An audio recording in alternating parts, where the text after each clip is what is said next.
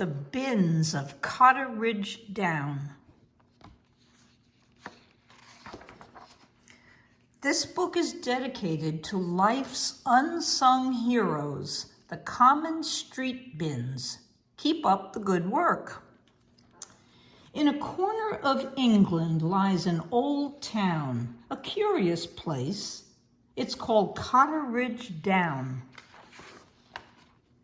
The streets are so clean that they sparkle and shine. The children all walk in a sensible line. The most helpful people you'll ever meet. Make sure that there's never dirt on the street. But Cotteridge Down wasn't always this way. It's all because of what happened one day.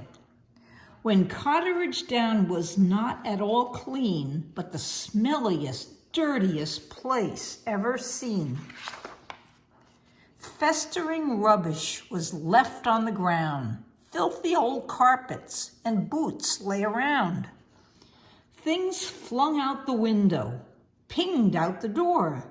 Nobody used the bins anymore. The smell was revolting. Too much to bear. Even the rats packed and left in despair.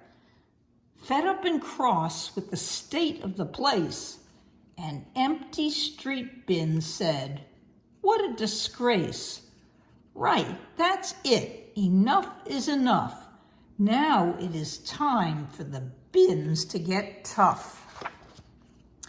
It called a midnight meeting with the bins under the bridge to make a plan to put things right by an upturned fridge. How dare they ruin Cotteridge Down? The bins were all irate, and uprising was needed before it was too late. The bins all hatched a plan, then headed home to bed. No longer would they stand and watch, but do something instead.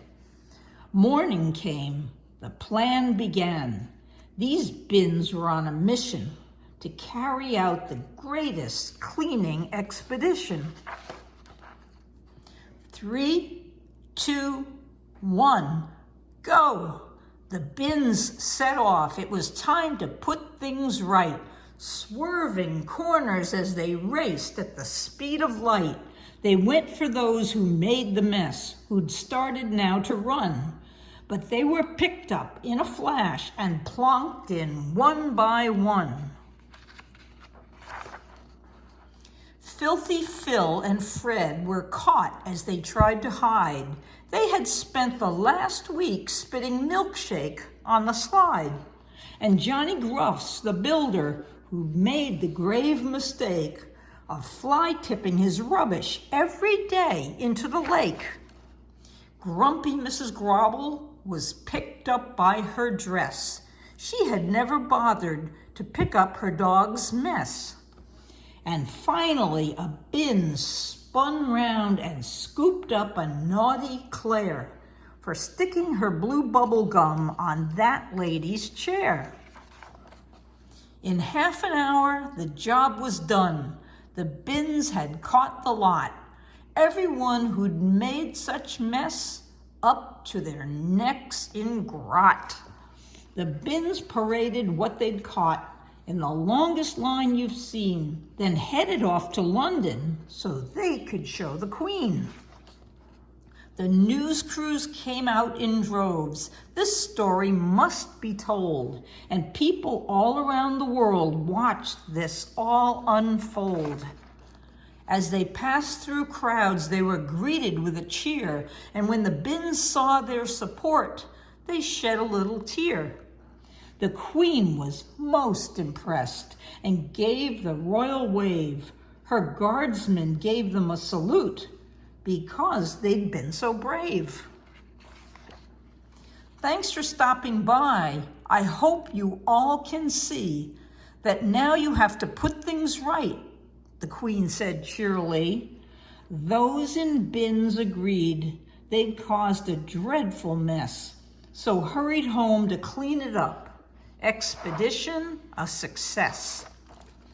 From then on, Cotteridge Down turned round to how it is today. Memories of those in bins have never gone away. So if you ever think you might drop a thing or two, can you be quite sure that a bin's not watching you? The end. Good night, Sophie. Good night, Sammy.